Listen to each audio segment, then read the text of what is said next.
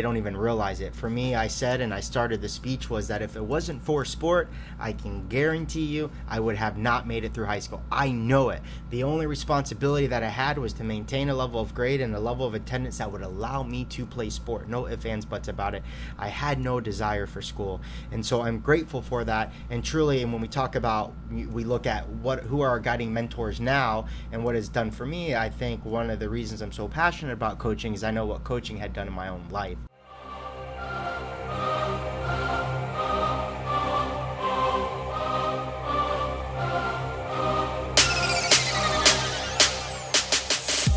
Episode 22, my favorite number, dude. This is going to be a great one. It's your favorite number for real? My favorite number is 2, and so my belief is you double up your favorite number, it's like extra lucky. So it's another favorite number. It's higher on the list. So 22 is my favorite number, and then 2 is my second favorite. So when we get to 222, dog, that's going to top like it? Popping bottles on that episode. That's pretty deep into the podcast game at 200 episodes. Divided by 4 weeks, yeah, you're looking at probably 2 years. 2 years? No, year 6, 3 years maybe. If we're still fortunate to keep working together, doggy. 3 years. Yeah. We'll get there. So you came up. So people don't know how we come up with these topics. We share the topics, and 1 week it's your responsibility to come up with the topics, and the next week it's my responsibility. And so this week came down to you, and you came up with a really good topic I'm excited about. Yeah, me too.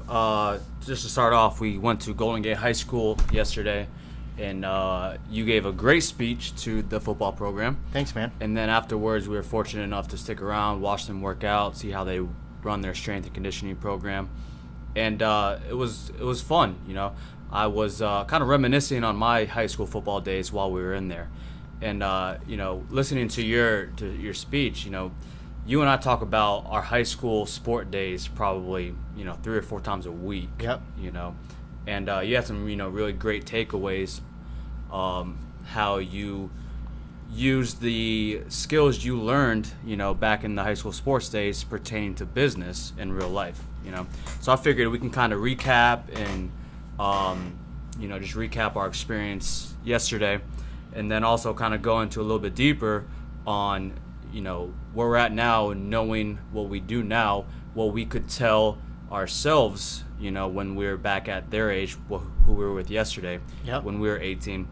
And then just finish off with what a good strength and conditioning program for varsity sport would look like.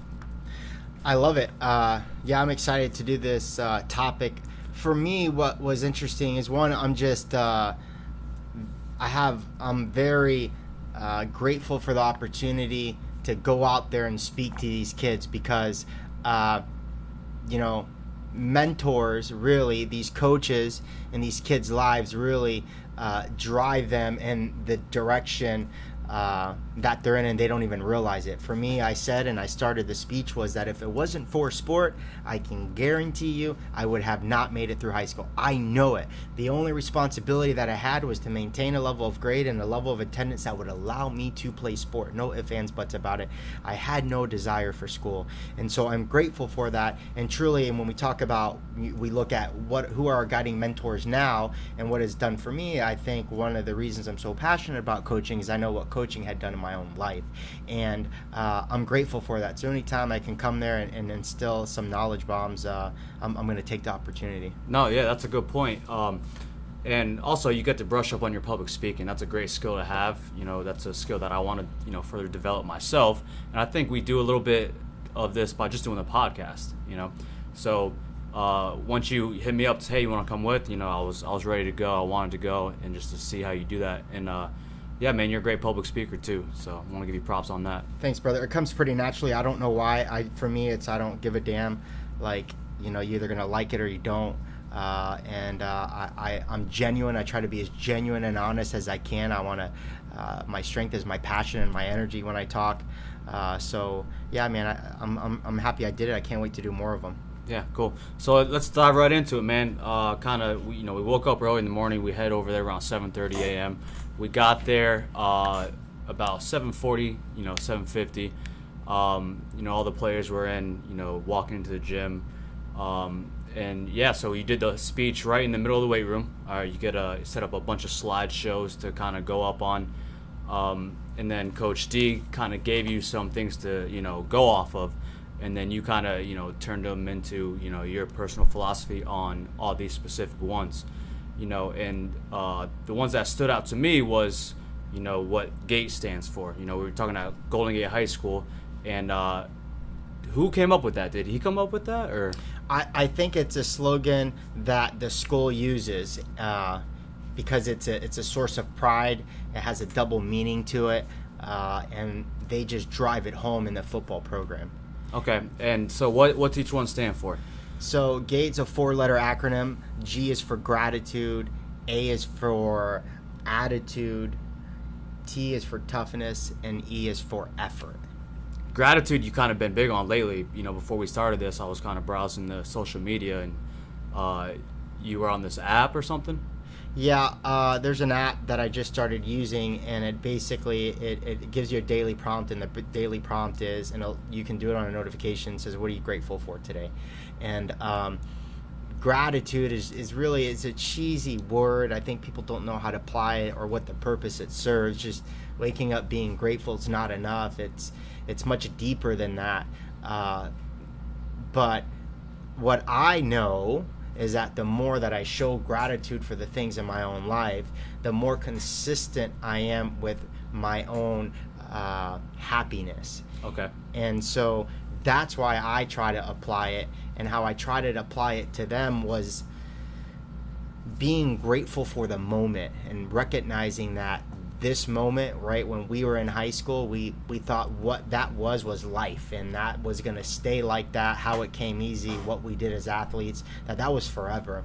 And I wanted them to just be grateful for the moment and everything they had, because that moment was fleeting, and it wasn't that if we could go back, and a combo we're going to talk about is to take advantage of the moment. Yeah, that's actually part of one of my things I will tell myself that we'll get into later. Just like you said, gratitude's a great way, kind of to self-reflect, stay present, and kind of understand what you've got going on in the now. You're not worried about what you got in the future. You're worried about, hey, I'm thankful I got this, and it could be something so serious as, happy for your family or something like that, or something simple. Sometimes we take the bigger things for granted, but what you said yesterday, we have 2 hands, we have 2 feet. This is stuff that's overlooked because we consider it part of the norm. But giving gratitude is just like a entirely different perspective and a form of self-reflection that it'd be a good practice for a lot of people to get into a little bit more.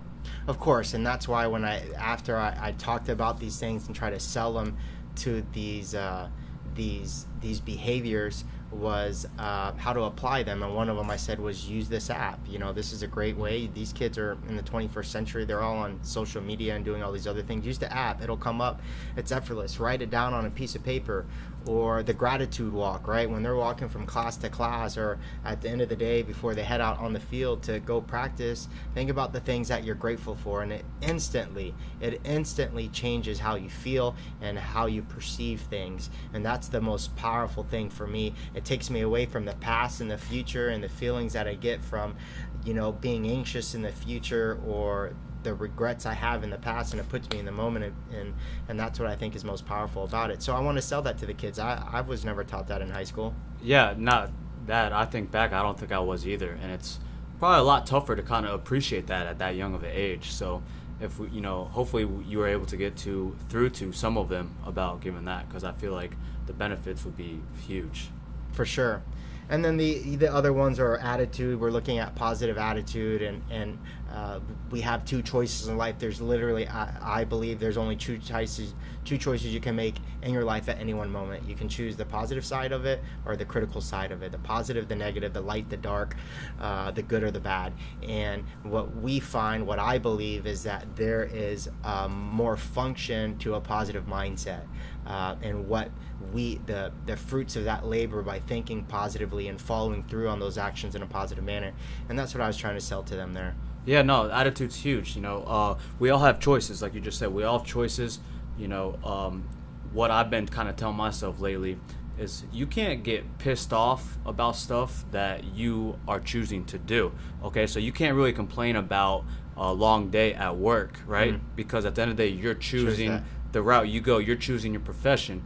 You know, you can't get bent out of shape about stuff that you're choosing to do, because if you didn't, if you didn't want to do it that bad, it was that bad, you wouldn't do it. Of course. So that's kind of a perspective I've been kind of focusing on lately. You know, just another example is every time the new puppy is driving me crazy, right? It's like at the end of the day, at the end of the day, I chose to get a puppy, right? So if he is pissing in the house or whatever, that's powerful. He's waking me up outside, to go outside in the middle of the night.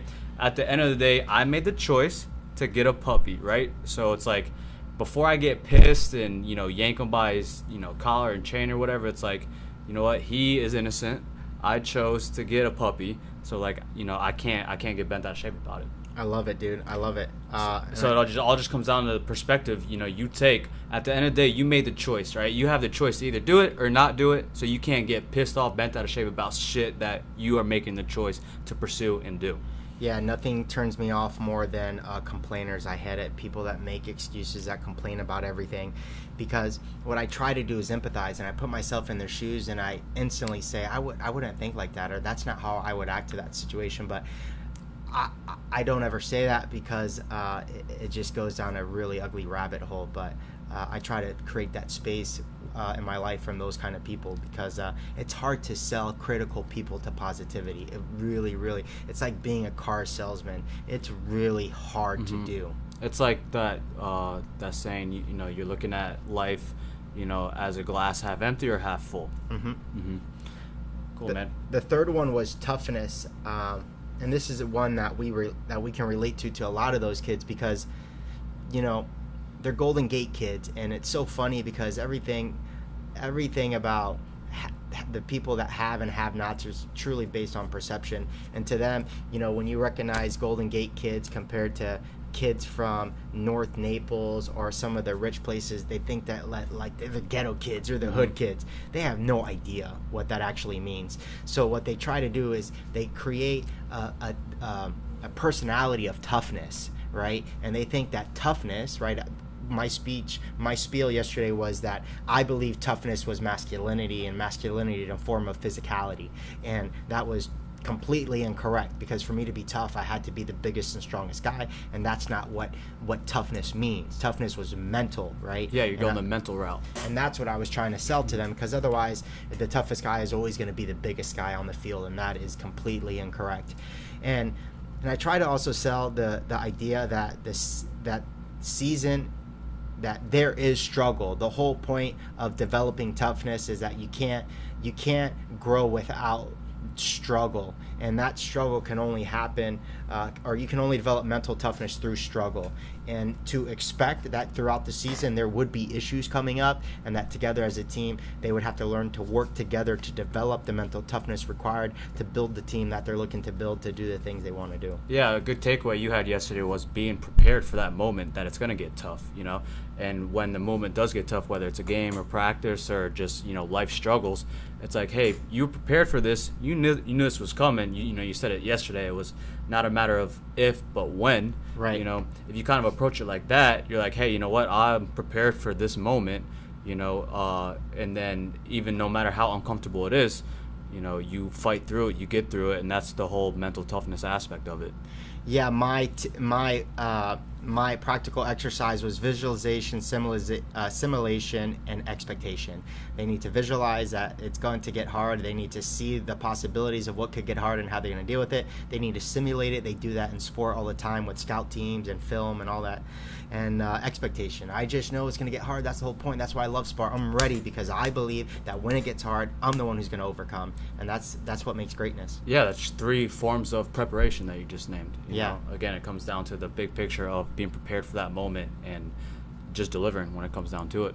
Yeah, so that's a big one because it's like we say in our program, like, you use it in group class a lot. It kills me. Like today's WOD. Today's WOD was simply, we had rowing, a circuit of rowing and wall sits with kettlebells in a rack position. Literally, the only point of that workout was to see who can hold the pain in the quads the longest and consistently. That's all that was. And so I just know, like, when I see that workout, like, wow, that is going to freaking burn today. But some people in that moment, you can see it in their eyes, and they're usually non-former athletes. They're individuals that don't like that pain, and they just crumble every time. It's completely safe, highly encouraged, but they just crumble, and it's just so hard to sell that that's going to make you better if you do it, if you can hold on to it, if you can build that toughness. Yeah, no, I forgot what you said earlier. I think you told me, hey, you're strong enough. You said you're strong enough to do it. I forgot the cue. That was you it. Said, hold it, you're strong enough. That's exactly what I said. Yeah, you're strong enough to hold it, so do it, or something like that. I don't remember the exact coaching awesome cue, you caught but that. It got my ass back up. Awesome, bro. So we got E, effort, right? Effort. And the thing that I say with effort is the best indicator of interest. And for coaches, nothing hurts me more than great potential with no effort, right? That's why I love coaches. We say this all the time. We'll take effort over talent any day, because we can develop talent over time with great effort. And nothing kills us more than a lack of effort in training. Everyone and their mother wants to compete. Everyone wants to go to the big show and play on Friday night and wrestle the weekend tournament and make it to the podium. But it's the day-to-day effort that excites me, because I know that winning happens in the practice room, not on the field. No, that's a great takeaway, the correlation between interest and effort. I've never heard it put like that. But at the end of the day, yeah, I mean, it's completely true. If you prioritize something, if something, gets you fired up, you have a lot of interest in, you're going to give it way more effort, You using good ones yesterday about posture, body language. If you saw someone slouched down, slouched over, moping around to, before they are required to complete a task, you can tell right away, hey, they're going to half-ass this. This job's probably going to get half-assed and, not done all the way. But yeah, I mean, the takeaway between effort being straight, in correlation with interest is great. Thanks, man. And I do that here all the time. I look at the moment they walk into the bay. What's their posture like? What's the first look they give me? Yeah, their demeanor, if they walk into the gym smiling, like, first thing they do is look at the board, start, going over the workout, game planning a little bit, like, they're going to crush it. Yeah. But it's like, if someone is, moping into the gym, they're sitting in the corner, in their cubbies on their phone. Preach it. Talking to somebody else, it's like, how it's going to go. Yeah, that's crazy, man. So you got to dig them out of that or encourage them to do something. Yeah, you got to. I think as coaches we can get ahead of that convo, but and I told them yesterday, you can lead the horse to the river, you can't force them to drink it. Like, I can give you 5 warm-ups right now, but if you don't do them, it's not going to do. There's no usefulness in giving you all these warm-ups. Yeah, that's what it takes a good coach, is to try to bring the effort out of them by kind of showing it ourselves. Every time I get here for a 4:30 class, I'll open the door and I'll just yell. Like, don't really insult it, but that's awesome. I'll just yell, like, make sure everyone's up. Light them up. Just like, hey, if I kind of walked, into the gym and people are waiting there, I'm, so like mellow tone and stuff like that. It's not going to bring the intensity for the class. So I'll literally open the door of the office. I'll be like, awesome. I'll just yell or something like that. Get them hype. No, I believe the greatest coaches are the best conductors, the musical conductors. They're just guiding the energy, and they're trying to put everyone in the same harmony. And Luke says that, Coach Luke says that a lot. He's like, that's great energy. What he's saying is we were on the same page, and we were bringing the same energy to what was required to do this well today. And I think the best coaches are the best conductors, because they can do that really well. Because we're not moving them. We're not doing the work for them, and neither is musical instructors. You're just putting everyone in the same harmony. Yeah, so you just gotta kind of lead by example. I feel like a lot of these takeaways are kind of gonna flow right into what I would tell my 18-year-old self. That was the next topic we want to get into.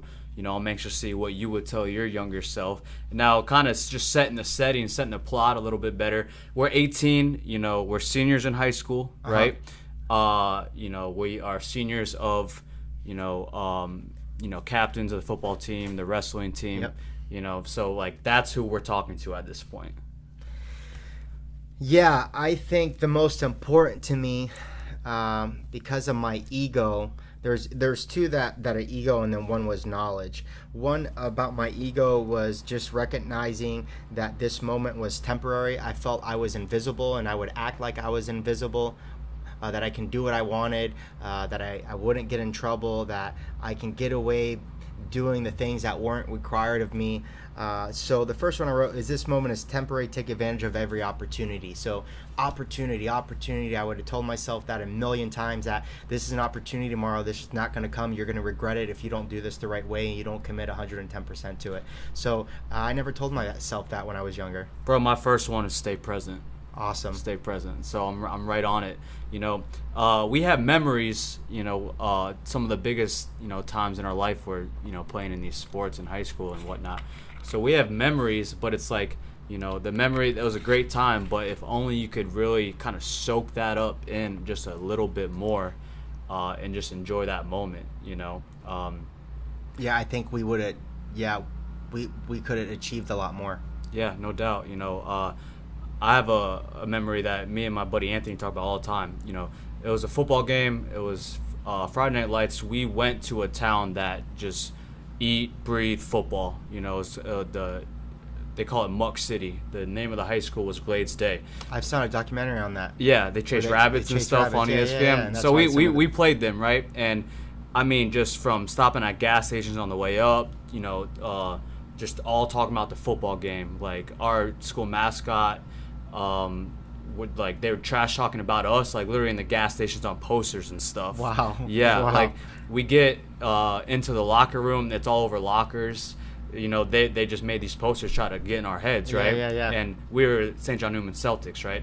So again, the city was called Muck City. So they made a bunch of posters that were on lockers that said Celtics luck ends in the muck. Like they were just trying. But I mean, just to cut to the chase, like the memory I get is me and my buddy Anthony being the last people to run out the tunnel with like music blasting. It was raining. Everyone's getting so fired up. It's like me and my best friend running out in the tunnel to play this state championship high school program with like the entire town. Like we were both undefeated. It's just like moments like that. It's like I wish I would have just kind of taken that in some more. Like it was almost like I was, in like it's a great memory. Like I remember almost, looking at myself run out there from the outside in. It was just weird. Like I was watching this happen. Yeah. But just situations like that, I wish I would have kind of soaked in just a little bit more. Sure. Are those podium finishes, or those last minute wins? Yeah, the whole nine, man. The whole nine. I agree with you 100%. And then you mentioned it yesterday. It's like, hey, this is not going to last forever. You guys don't know the importance of it because it's your everyday life. Right. It's your everyday life now.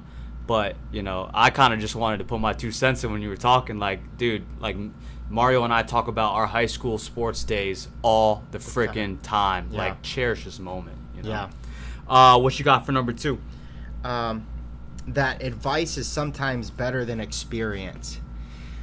I had a lot of coaches in my life throughout all the sports that I played when I was younger, and I didn't always listen to what they said.